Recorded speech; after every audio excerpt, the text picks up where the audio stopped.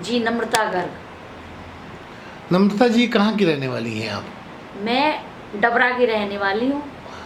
वहीं आप जन्मी, वहीं पली बड़ी? जी, मेरा वैसे मेरी मम्मी झांसी की हैं, तो मेरा जन्म तो झांसी में ही हुआ, लेकिन मेरा पालन पोषण डबरा में हुआ। मेरी ग्रेजुएशन की शिक्षा डबरा से ही हुई। तो कहाँ, यानी जीवाजी यूनिवर्सिटी से? जी, कहाँ तक आपने शिक्षा प्राप्त की? मैंने बीए किया है। काहे से किया, क्या आर्ट विषय साइड थे से। आपके? इतिहास, समाजशास्त्र और राजनीति शास्त्र। झांसी में, हमारी झांसी में आप कब आई? हमारी झांसी में मेरी शादी के 1 साल पहले मैं झांसी आ गई थी, क्योंकि मेरे कजिन्स वगैरह यहाँ रहते थे, तो उन्होंने मुझे अपने पास बुला लिया था। ताकि यहाँ शादी हो हाँ सके जी, आपकी? जी, शादी के लिए बुला लिया था। फिर बस इधर कौन से ही सन में आप झांसी आई थी? 97 में मैं झांसी आ गई थी और 98 में मेरी शादी कर दी गई। जिनसे आपकी शादी हुई उनका नाम और उनका व्यवसाय बताइए।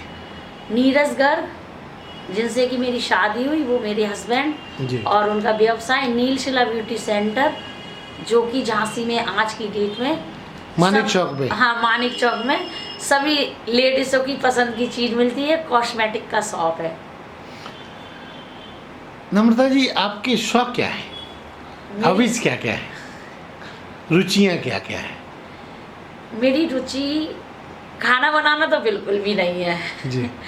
मेरे को खाना तो है। हाँ, खाना घूमना फिरना, आउटिंग करना, लॉन्ग ड्राइव पे जाना, और मेरे को नए नए दोस्त बनाना बहुत पसंद है, और उनसे हमेशा बातचीत दोस्ती करना। निभाना। हाँ, बातचीत करना। मुझे नए नए दोस्त बनाना पर डे का लगता है, मैं एक नई दोस्ती बनाऊं और उनसे जीवन पर्यंत तक निभाऊं।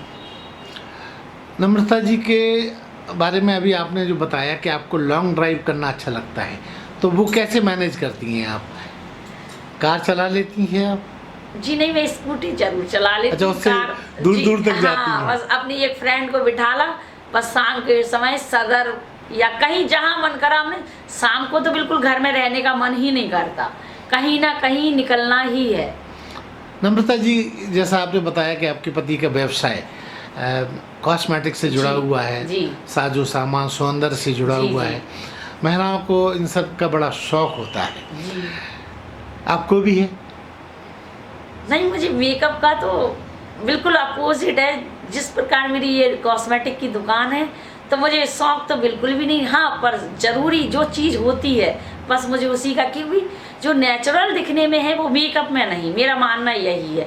लोग पार्लर जाते हैं, पर मैं आज तक कभी पार्लर में फेशियल भी नहीं कराई, मैंने आईब्रो भी आज तक नहीं बनवाई। लोग कहते हैं ऐसा कैसा चल रहा है। नम्रता जी, जब आप उनकी दुकान पर जाती हैं, अपने पति देव की दुकान जी। पे, तो आपका ध्यान मुख्यतः वहाँ के कॉस्मेटिक्स के आइटम्स पर भी पड़ता होगा, तो इच्छा होती है आपको कि इनका भी प्रयोग किया जाए? नहीं, शुरू में जब शादी होके आई थी, तब थोड़ा कहीं कोई कोने में जरूर लगता था कि ये ले लूँ, ये ले लूँ। फिर बस नीड की ज़रूरत एक फ़ोन पे ही हो जाती, तो मेरे को कभी ऐसी आवश्यकता ही नहीं पड़ी। आपके परिवार में कौन कौन है? मेरे परिवार में मेरी सास और मेरे एक देवर और मेरी एक नंद और मेरे 2 बच्चे, जो कि एक अब इस दुनिया में नहीं है, एक बेटी क्या कनक। मतलब जो दुनिया में नहीं, आप उसका उल्लेख करें, क्या हुआ था उनको? वो मेरे भाई की और क्या नाम था 25वीं उनका? मैरिज एनिवर्सरी थी, तो वो उसमें भाई बहन डांस कर रहे थे।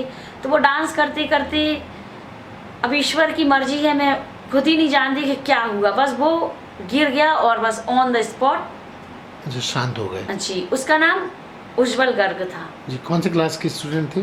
वो इंटर कर चुका था, अपने पापा के संग शॉप पर बैठता था। अच्छा, दूसरा बच्चा आपका? कनन गर्ग, वो अभी 20 साल की है और वो इंदौर से कैट की तैयारी कर रही है। अच्छा अच्छा। नम्रता जी, आपने अभी हाल ही में एक एनजीओ शुरू किया है, जी बिल्कुल। किस नाम से शुरू किया है और उसके उद्देश्य क्या है? मैंने अपने बेटे की नाम से वो स्टार्ट किया है, और उसके उद्देश्य, जो मैंने झांसी में काफ़ी एनजीओ के बारे में पता किया, तो मुझे यही पता चला कि जिस बच्चों को नीड होती है वहाँ तक एनजीओ वाले नहीं पहुँच पाते। तो मेरा उद्देश्य तो यही रहेगा कि मलिन बस्ती तक जिसको की ज़रूरत है, वाकई सचमुच ज़रूरत है। सचमुच ज़रूरत है, तो मैं वहाँ तक पहुँचूँ और उनके लिए काम कर सकूँ, क्योंकि चूँकि मेरा उद्देश्य अपने बेटे के नाम से लेके है, तो मैं हमेशा ऊंचाइयों तक पहुंचना चाहती हूँ और ईमानदारी और कर्तव्य निष्ठा से मैं ये कार्य को बहुत ऊंचाइयों तक ले जाना चाहूँगी। आपके इस प्रोजेक्ट का नाम क्या है? उज्जवल महिला समिति NGO। इसमें कितने लोग आपके साथ जुड़े हुए हैं? अभी मैंने ये केवल 1 महीने पहले ही खोला, तो मेरे साथ 70 महिलाओं का काफिला है। तो क्या ये जो आपने क्लब या जो भी आपने बनाया है NGO, जी तो इसमें सिर्फ महिलाओं की भागीदारी रहेगी या पुरुषों को भी आप समाहित करेंगे? नहीं, अभी तो मेरा ये स्टार्टिंग है, तो अभी तो मैंने महिलाएं ही जोड़ी हैं, लेकिन हाँ थोड़ा अमाउंट के कारण मुझे अपना एक ग्रुप जेंट्सों का भी तैयार करना है। इस पे भी मैं विचार कर रही हूँ। अमाउंट से मतलब क्या आप जिनको अभी जोड़ रही हैं उनसे कुछ छोटा मोटा धनराशि भी लेती हैं? जी, मैंने केवल ओनली 500 रजिस्ट्रेशन रखा है, वो भी 1 साल का जी। बस। बाकी और किसी मेंबर से कोई भी सहायता नहीं मांगी अभी तक। जो भी कर रहे हैं हम 22 मेंबर, 7 मेंबर है, वो ही अपने खर्चे से अब प्रोग्राम कर रहे हैं। आपके NGO ने अब तक जो भी काम किया है वो क्रमवार बताइए, पायदान के हिसाब से, नंबर 1, नंबर 2। अभी चूँकि मेरा NGO काफ़ी समय नहीं हुआ खुले, लेकिन मैंने 1 महीने में काफ़ी प्रोग्राम कर चुकी। सबसे पहले तो मैंने एक मेड की बिटिया की कक्षा 12th में पढ़ती थी, उसकी फ़ीस पूरे साल की करवाई, फ़ीस जमा। और एक वृद्ध आश्रम में हम लोग मदर्स डे पे कार्यक्रम वहाँ करने गए। और एक मलिन बस्ती में हमने बच्चों को कन्या भोज टाइप का मतलब सामान बांटने गए और वहाँ बैठ के उनको भोजन कराया, जिससे जो अनुभूति मिली, जो आनंद आया, वो मैं शब्दों में बयान नहीं कर सकती। और चौथा ये सरस्वती विद्या मंदिर दतिया गेट के बाहर हमने बच्चों को कॉपी पेंसिल वगैरह स्टेशनरी बांटी। जी।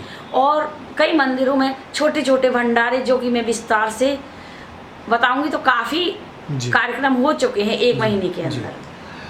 नम्रता जी, और इसके अलावा आने वाले कल में आपके नए प्रोजेक्ट्स क्या होंगे?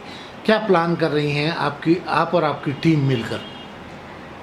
मेरा केवल ऊपर वाले ईश्वर की देन है, वो जैसा मेरे को इशारा करता जाएगा, मेरे ऊपर जैसी कृपा बनाएगा, मैं आगे करती जाऊंगी। वैसे मेरा प्रोजेक्ट आगे भविष्य में लेके बहुत बहुत बहुत लंबा है।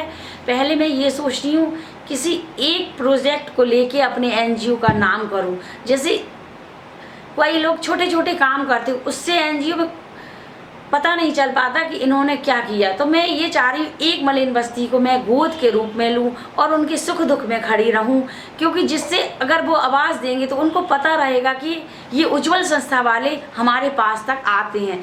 तो मैं एक बस्ती को गोद लेके उसको एक एम बना के उस पर ही कार्य करना चाहती हूँ। और मतलब भटकने की जरूरत नहीं, जिससे इससे कि जो मलिन बस्ती के लोग हैं उनको भी पता रहेगा कि ये हमारे उज्जवल वुमेन्स के NGO के लोग हमारे लिए खड़े हैं। तो यदि मैं ये चाहती हूँ अगर वो आधी रात को भी आवाज़ दें तो मेरी टीम उन तक पहुँच सके। और मैं आगे गरीब लड़कियों की शादी के लिए एक उद्देश्य बनाना चाहती हूँ कि मेरी NGO को एक नाम से जाना जाए कि ये गरीब बच्चों की गरीब कन्याओं की शादी कराती है। अभी तो मेरा स्टार्टिंग है, अब आगे प्रभु की इच्छा है क्या क्या होता जाता है। नम्रता जी, आपका ये जो आपने NGO शुरू किया, ये बड़ा आदरणीय काम है, सोसाइटी के लिए एक अच्छा मैसेज जाता है। इसमें आपके पतिदेव की क्या भूमिका है? मेरे पतिदेव को बोलने की आदत कम है, पर वो खुश होते हैं, पर कहते कुछ नहीं है। सुनते तो हैं? सुनते हैं, बस वो खुश होते हैं और कहते हैं ठीक है करो, मैं तुम्हारा सपोर्ट हूँ। उनके सपोर्ट के ही बिना मैं कुछ नहीं हूँ, उनके सपोर्ट से ही मैं आज आगे हूँ। अगर मैं कहीं जाना होता है तो वो मेरी हेल्प, किचन में हेल्प भी करवा देते हैं। मतलब कहते हैं बढ़ो आगे, मैं साथ हूँ तुम्हारे। जी। नम्रता जी के और शौक क्या हैं जो दुनिया को पता ही नहीं? कुछ शौक आपके हैं जो आप बताना चाहेंगे हमारे दर्शकों को?